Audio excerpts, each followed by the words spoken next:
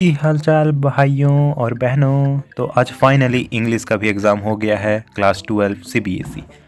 तो आज हम बेसिकली बात करेंगे सेट 3 के बारे में। तो देखते हैं कैसा क्वेश्चन था। पहले रीडिंग कम्प्रीहेंशन था, जिसमें हम लोग को क्वेश्चन आंसर करना था।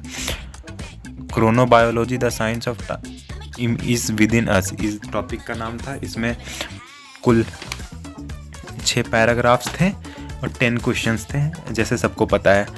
क्वेश्चन उतना हार्ड नहीं था। देखो जैसे कि कहाँ यहाँ से शुरू हुआ था। पैरा 1 देखो सब जगह लिखा हुआ है पैरा 1, मतलब आंसर देना हार्ड नहीं था, ढूंढना हार्ड नहीं था, मेनली ढूंढ सकते थे इजीली। पैरा 2 देख लो, मतलब आंसर आप ढूंढ सकते थे इजीली। पैरा 3 मतलब इजी था। उसके बाद एक सेकेंड पैराग्राफ था, ये वाला यहाँ से शुरू था, 2 नंबर, ये पैराग्राफ था 2 नंबर। उसके बाद फिर इसका दिया हुआ था। इसमें टोटल 8 क्वेश्चन थे, 2 क्वेश्चन 2 मार्क्स के थे, एक ये और एक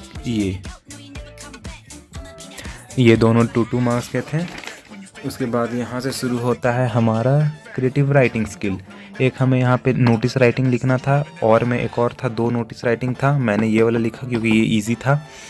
उसके बाद फिर यहाँ पे हम लोग को क्या लिखना था, फिर एक इनविटेशन रिप्लाई का क्वेश्चन था। एक इनविटेशन था, एक रिप्लाई था। मैंने रिप्लाई लिखा, रिप्लाई इजी होता है। उसके बाद फिर यहाँ पे एक लेटर टू द एडिटर था, मैंने लेटर टू द एडिटर ही लिखा। उसके बाद और एक था जॉब एप्लीकेशन, जॉब एप्लीकेशन मैंने नहीं लिखा क्योंकि मुझे उतना अच्छा से नहीं आता था। उसके बाद अब ये था आर्टिकल या फिर रिपोर्ट राइटिंग, तो मैंने आर्टिकल लिखा। Article was easy because topic बहुत इजी था, डिजिटल डिटॉक्स टॉपिक था, तो कोई भी लिख लेता। उसके बाद आता है सेक्शन सी। सेक्शन सी था लिटरेचर। लिटरेचर में एक पोएम दिया हुआ था। और एक मज़े की बात बताऊं, देखो यहाँ नाम भी लिखा हुआ है रोड साइड स्टैंड, इसलिए इजी हो गया क्वेश्चन आंसर करने में। ये पैराग्राफ पढ़ने का ज़रूरत भी नहीं था, डायरेक्ट 1 2 3 और इधर 4 5 कर लेना था और 6 हो गया क्वेश्चन आंसर। क्वेश्चन आप लोग पढ़ सकते हैं, इजी था। What does the phrase the flower of the city symbolically represent the context of the poem, बता देना था, बहुत ईजी था। Select the correct option for those given in bracket, यहाँ एक सेंटेंस दिया हुआ था, वर्ड सेलेक्ट करना था, ये भी इजी था। उसके बाद 7 का बी, जैसे कि ये ए था और ऑप्शन में इसके साथ बी था, दोनों में से कोई एक करना था, मैंने ए किया है। उसके बाद ये देखो कोई 8 एक क्या बोले पैराग्राफ था मेमोरीज ऑफ चाइल्डहुड का। इसमें भी क्वेश्चन आंसर 4 थे, 1 मार्क्स ईच। एक fill in the blanks type का था, एक MCQ था, बाकी लिखने वाले थे 2। उसके बाद एक ये उसका और में था, ए था, ये बी था। ये और में मतलब या फिर ये करो या फिर ये करो, तो मैंने ए किया। फिर एक और पैराग्राफ था, इसमें महात्मा गांधी के बारे में वाला, इंडिगो चैप्टर से, ये देखो इंडिगो। इसका क्वेश्चन आंसर थोड़ा ट्रिकी हो सकता था, but it was easy somehow, देखो इजी ही था। उसके बाद और में एक दूसरा पैराग्राफ था गोइंग प्लेसेस का, मैंने ये नहीं किया। उसके बाद यहाँ से देखो अब आता है answer any 5 question. The interview से क्वेश्चन था, द रेड ट्रैप से था, डीप वाटर से था। Mukund Padmanabham was a reporter who interviews Umberto Eco. In the context of the chapter, reveal any 2 of his traits as an interviewer.